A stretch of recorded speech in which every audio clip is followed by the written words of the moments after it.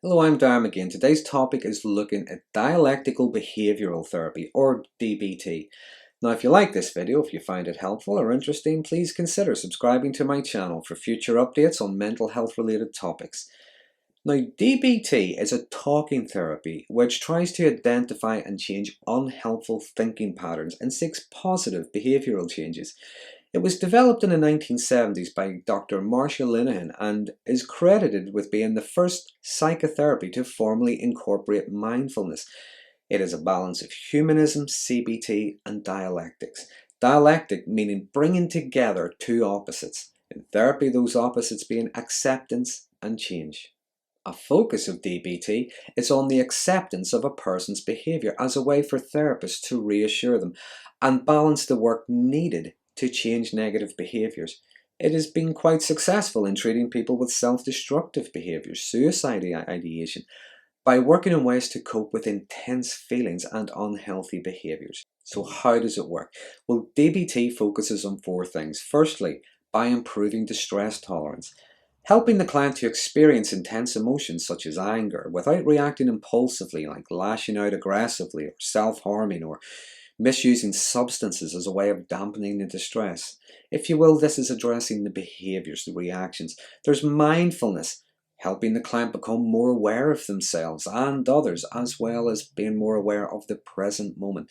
This part is focusing on self-awareness and self-esteem. Then there's emotional regulation, helping the client to recognize and name the feeling. For example, someone might say angry or anxious.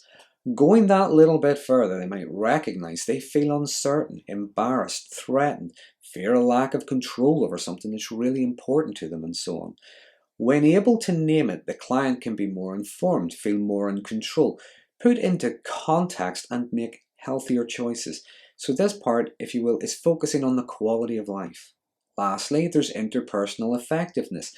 Now, this involves helping the client navigate difficult situations more effectively, to problem solve situations, to be more assertive rather than either passive or aggressive.